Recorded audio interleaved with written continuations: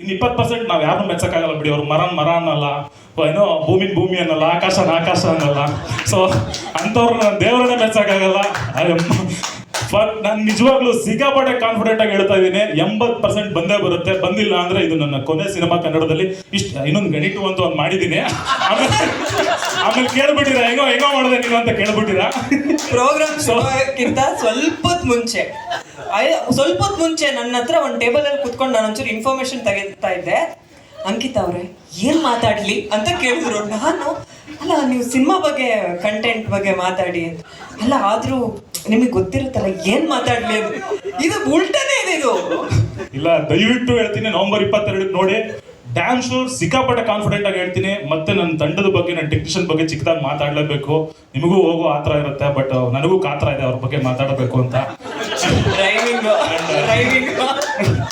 and